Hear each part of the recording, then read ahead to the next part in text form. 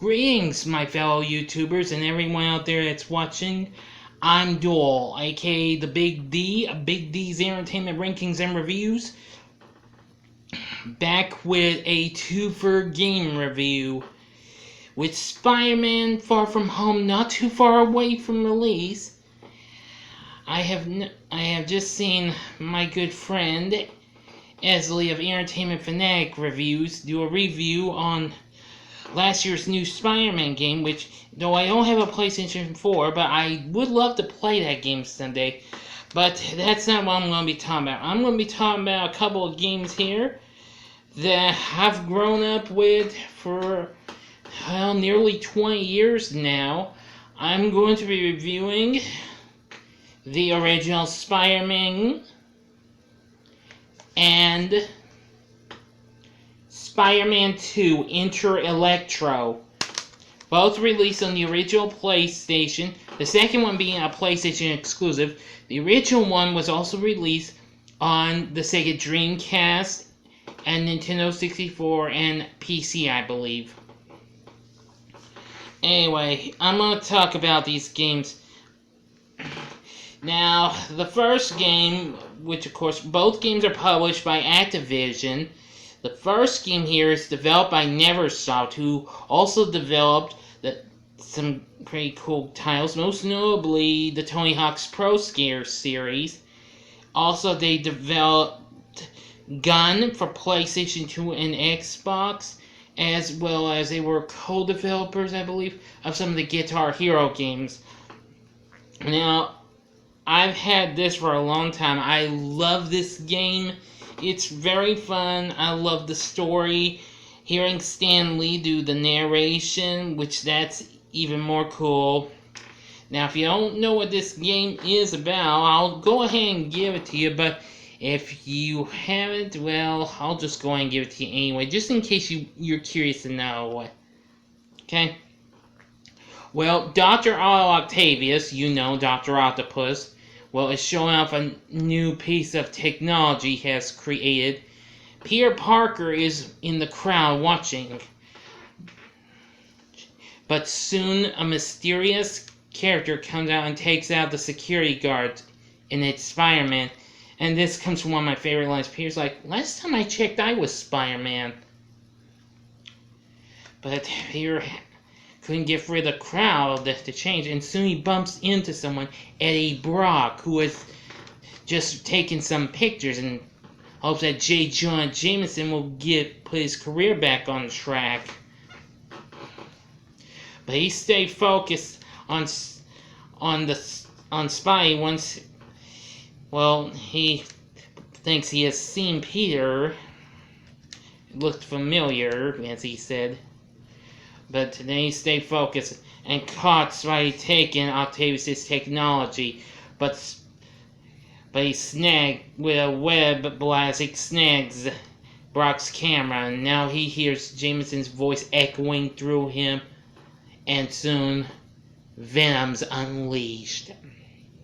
And two mysterious characters are now using Octavius' technology. Thus the game begins. You have 6 big, fun-filled environments to go through. There's all sorts of things.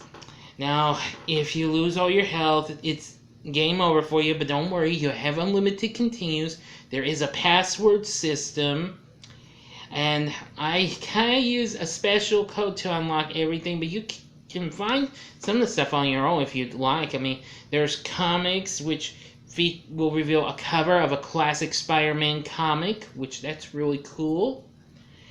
Also, you will take on Venom as well as Carnage and Mysterio, Scorpion, and Rhino. All leading you up to well, if you have played the game, I congratulate you, but if you haven't, I'm just going to go ahead and give you spoilers anyway. If nobody watched it, who am I kidding? Anyway, we learned it's Doc Ock who is behind the whole thing, and you have to take him and Carnage out. And believe me, this is really something. But anyway, I love the game. You also get cameos from other Marvel characters: Daredevil, Human Torch, Captain America, Punisher, and Black Cat, who is a supporting character in the story. Mary Jane's in this game, not too much though.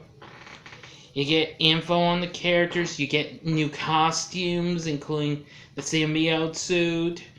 And each suit has a special ability. It can make you more stronger, can give you infinite webbing maybe, or can help, or sometimes can do something even better. Now, as for Spider-Man 2 on the other hand, now this came out a year after this. The first game came out in 2000, and then the following year this came out. However, this was only released on PlayStation, and I gotta say, I think this is good too. May not come close to as good as the original, despite being developed this time by Vicarious Visions, who also, I believe, was involved in working on some of the Guitar Hero games, plus several other titles. But even so, it's still the same thing. You get to use your webbing and stuff like that. Oh yeah, there was one other thing I forgot to mention. You also get special webbing. In the first game, you get fire webbing to take on symbiotes. Of course, fire is one of the things they're afraid of, and that will destroy them. The second one, however, will give you two new ones: electric webbing and ice webbing. Really cool. You'll get to see Beast in the game. You'll get to see Professor X and Rogue if you decide to go to the training session in the Danger Room. And also lots of other things. It also has passwords if an unlimited continues should you lose all your health, and that's game over. But even so, you still can play these games.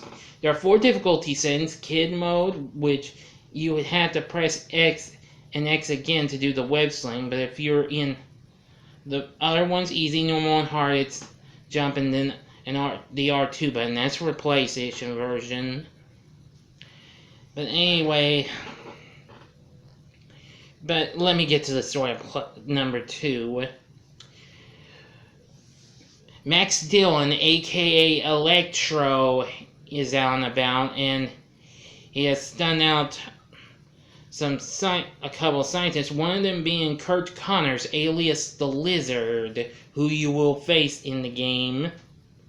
You'll also face Shocker, Hammerhead, and Sandman as well.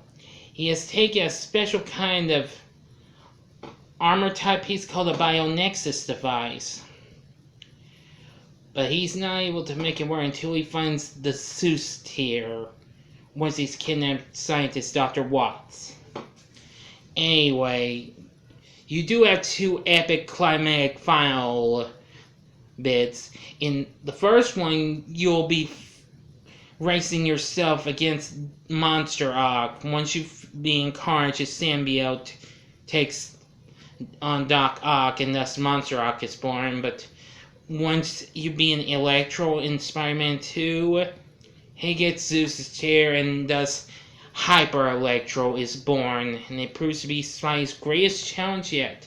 But anyway, I really won't give the endings to the games, because you'd have to play them to find out for yourselves, okay? Even though I spoiled what you will expect, but I won't tell you the endings, though. Anyway, these games, I think, are factually okay prices to this day. So, if you've never played Spider-Man and Spider-Man 2 Intro Electro, I'd say play both of them if you're a Spidey fan. Oh yeah, another thing about Spider-Man 2, there's more costumes you can unlock. There's also art you can unlock once you beat a certain boss on a certain mode.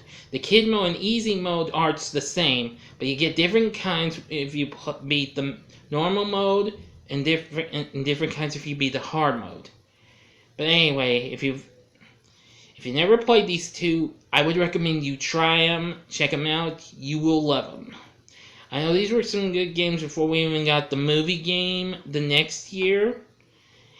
And of course the Spider-Man 2 game, which both of those I did have on PlayStation 2, but since my PlayStation 2 conked out a few years back, never did play them again because I still play, well, Spidey 2, I still have Spider-Man, but it's not its original case. Never did get much of a good one till well, Spider-Man Shattered Dimensions on PlayStation 3, which I do have.